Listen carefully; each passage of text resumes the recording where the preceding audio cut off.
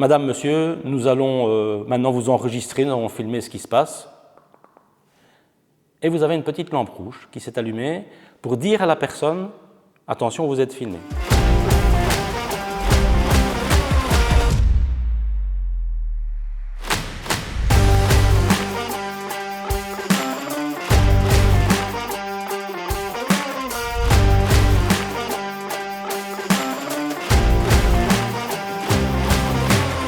Une bodycam, c'est une caméra mobile que chaque membre du personnel peut porter sur son équipement. Alors elle est utilisable dans toutes les interventions sur le terrain, donc c'est-à-dire sur la voie publique, lorsqu'il y a une nécessité de pouvoir récolter des images pour pouvoir expliquer comment s'est déroulée une intervention, pour pouvoir répondre éventuellement à une plainte sur le comportement d'un policier. Aussi pour être utilisé à des fins didactiques, donc c'est-à-dire a posteriori, on va voir comment l'intervention s'est déroulée, on va pouvoir dire à tel ou tel collègue attention, il y aurait peut-être moyen de faire autrement.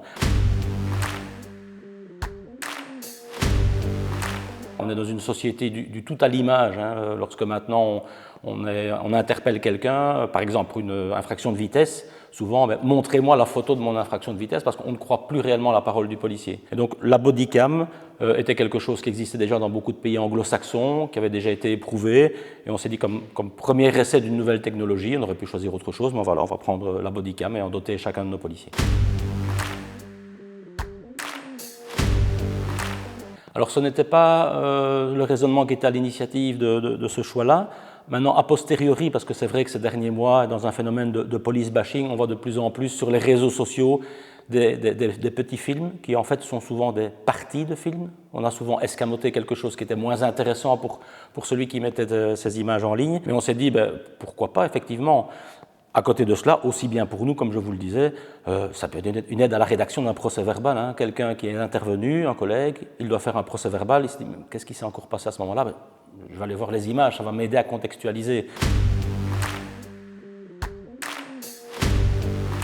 Ça peut être aussi quelque chose qui va aider lors d'une intervention difficile à utiliser le principe de désescalade, donc c'est-à-dire lorsqu'il y a quelque chose qui est en train de monter entre un citoyen et un policier qui le contrôle, on peut espérer, et on verra plus tard, le retour d'expérience nous le dira, mais on peut espérer que si on dit à la personne « attention maintenant, j'estime devoir vous filmer, je vous préviens, je vous filme », que rien que cette annonce va pouvoir peut-être dédramatiser la situation et faire qu'elle se déroule de manière un peu moins sanguine, si c'est la direction qu'elle prenait.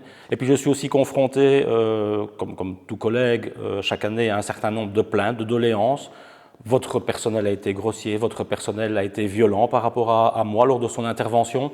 Eh bien, je voudrais bien utiliser ce moyen pour, en toute transparence, en accountability, donc rendre compte à mes autorités sur comment est-ce qu'on travaille, c'est une de mes missions, en disant, vous savez, la plainte X, la plainte Y, elle n'était pas fondée, et je peux en plus vous le prouver, non seulement sur la parole du membre du personnel qu'on a interpellé sur son comportement, mais aussi avec les images ou le son qu'on a enregistré. C'est aussi un mode de preuve qui peut être utilisé. C'est réparti en 2 fois 2 heures. Les 2 premières heures, ce sont toutes les conditions légales d'utilisation. Quand est-ce que je peux l'utiliser? Quand est-ce que je ne peux pas l'utiliser? Qu'est-ce que je dois faire quand je l'utilise? Donc, dire aux citoyens qu'on va utiliser une caméra et enregistrer les images. Et puis, les 2 heures après, les utilisations opérationnelles.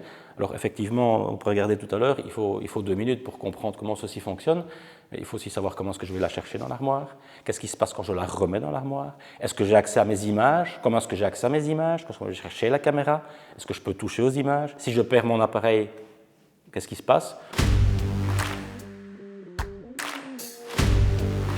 Alors, il y a une loi, la loi caméra, la loi sur la fonction de police, qui indique oui ou non et sous quelles conditions les services de police peuvent ou non utiliser une caméra. Mais à côté de cela ou après cela, tout était à faire. Est-ce que tout membre du personnel doit prendre sa caméra? Ce n'est écrit nulle part. Nous avons discuté avec les syndicats et nous avons décidé que non, ça le fait sur initiative. Ça ne sert à rien d'obliger quelqu'un à prendre un équipement s'il n'a pas envie ou ne souhaite pas l'utiliser et que cet équipement n'est pas obligatoire. Une fois qu'il a pris sa caméra, il y avait 2 options. En tout temps, tu dois prendre des images ou tu ne le fais que si tu décides de le faire. On a choisi cette 2e option. Donc toute cette directive, quelque part, elle n'existait pas puisque nous sommes une zone de police pionnière dans l'utilisation de ce matériel. Et donc nous avons, avec les syndicats, rédigé, après de longues discussions, une directive de 6-7 pages qui indique toutes les modalités pratiques pour pouvoir utiliser ce moyen. Et cette directive est en train tout doucement de devenir le standard au niveau national, puisque quelque part ça a été longuement discuté. Les représentants syndicaux seront les mêmes au niveau des discussions nationales, et donc ce qu'on a mis sur papier après de longues discussions va, je pense, à peu de choses près devenir le référent au niveau belge. Tout d'abord, on ne peut pas l'utiliser partout.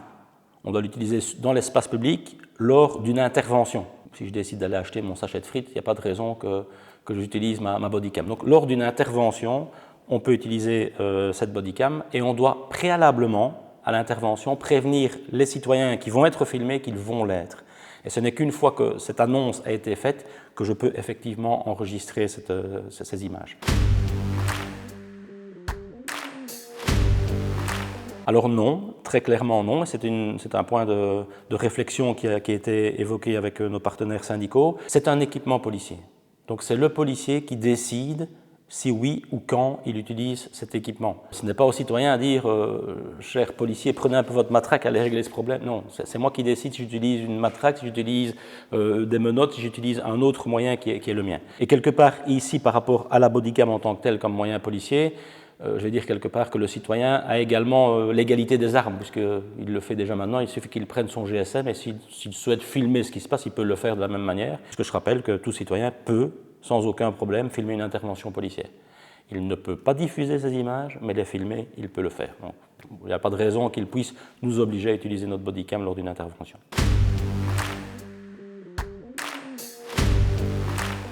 C'est un investissement financier important. C'est quand même une somme d'argent. On parle, en ce qui nous concerne, d'environ 90 000 € pour l'ensemble du projet, pas uniquement pour les caméras. Donc ce n'est pas anodin, évidemment, comme décision. Et à côté de cela, quelque chose moi, qui m'a interpellé aussi, c'est un outil en plus que le membre du personnel de police doit emporter avec lui. Il doit emporter son gilet pare-balles, il doit emporter son ceinturon, il doit emporter un spray au poivre, il doit emporter sa matraque télescopique, il doit emporter son arme, il doit emporter sa radio, il doit emporter sa bodycam. Et donc ça, c'était pour moi une crainte, un point d'interrogation sur... oui.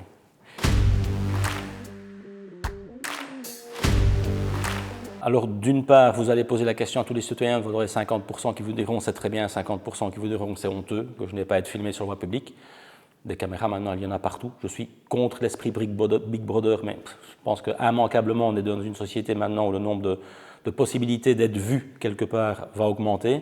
Donc, je ne saurais jamais convaincre 100% des citoyens que c'est une bonne chose. Maintenant, particulièrement par rapport aux citoyens qui feront l'objet d'une prise d'image, et donc dans le cas d'une intervention plus compliquée, dans mon esprit, c'est vraiment un objectif, donc c'est-à-dire que l'utilisation de cette caméra puisse participer à une désescalade lors d'une intervention. À l'heure actuelle, malheureusement, il n'existe aucune enquête scientifique, même dans les pays anglo-saxons qui ont un certain retour d'expérience qui prouve cela.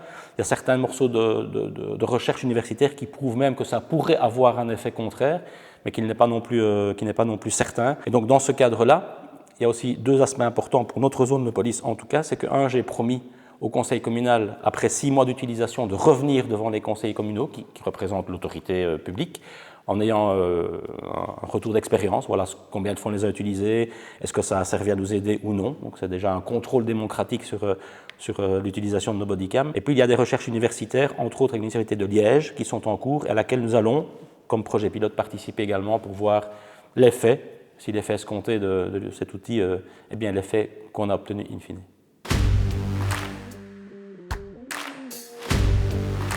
On a longuement réfléchi, le processus, comme je l'ai dit, a pris 1 heure et demie, un an et demi, un peu plus que cela d'ailleurs, 1 an et demi. On y a mis beaucoup de bonne volonté et comme vous le sentez, je l'espère par rapport à ce que je dis, c'est un outil qui est vraiment très important, un nouvel outil qui sera positif pour le policier. Si ça l'est pour le policier d'Namurois, je ne vois pas pourquoi ça ne le serait pas pour le policier de Liège ou le policier fédéral où qu'il intervienne. Et d'ailleurs la preuve en est, c'est que la police fédérale actuellement est en train de passer un énorme marché public au profit de l'ensemble de la police intégrée, donc les polices locales pourront également les s'y fournir, en se disant aussi, ça paraît être un outil du futur. Il y a 5 ou 6 ans d'ici, on s'est posé la question, est-ce qu'on doit équiper d'office tous nos policiers de gilets pare-balles? Il y a 10 ans d'ici, mettre un gilet pare-balles à un policier, c'était vraiment une marque agressive. Il n'y a plus aucun policier maintenant qui peut sortir en intervention sans son gilet pare-balles, c'est devenu une obligation. Je pense qu'il faut être avec son temps. Et je pense que la bodycam va naturellement s'imposer. On peut peut-être se revoir dans 3 ou dans 4 ans. Tous les policiers auront une bodycam.